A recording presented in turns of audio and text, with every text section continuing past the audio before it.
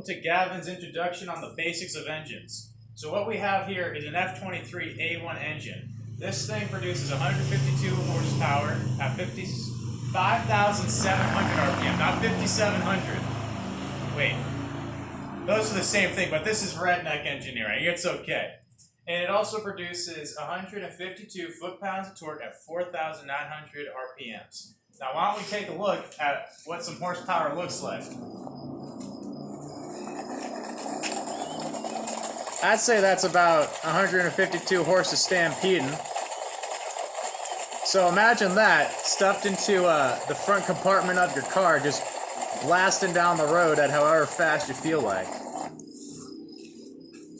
Now, an engine's able to do this because of a piston.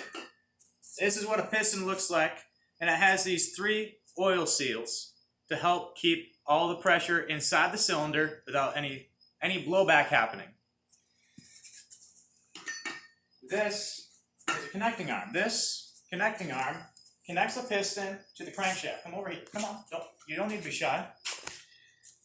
Now this connects to the crankshaft on these journals. Okay. This is a lifter, but we'll get to that in a moment. Now, the job of this connecting arm is to take the translational motion that is created from the explosion inside a cylinder and turn it into rotational motion, like this. And it's pushing this thing in circles, and it just keeps on going. Well, until you run out of gas. I hope you don't run out of gas in the middle of the freeway. And how everything else is driven by this crankshaft using a timing belt. This timing belt is going to wrap around the crankshaft. We're going to need this lifter. This lifter is going to go down here.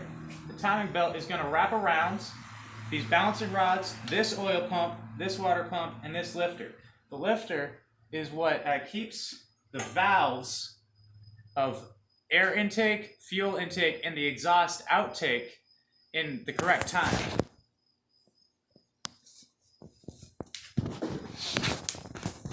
So the importance of the balancing rod is this crankshaft has a lot of rotational inertia, especially when it has those connecting arms connected to it. So all that rotational inertia is trying to rock this thing back and forth, but we don't want that to happen. So we have this.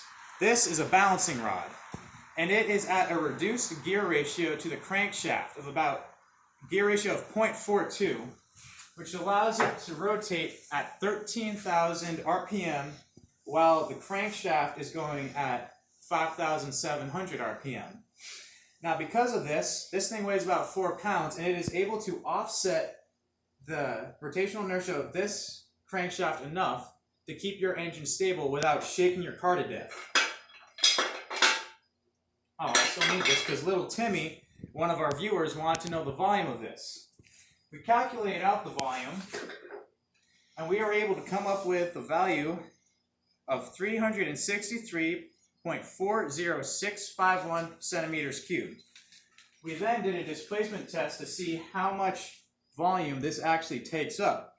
And it takes up 377.4659 centimeters cubed. That's a lot of volume.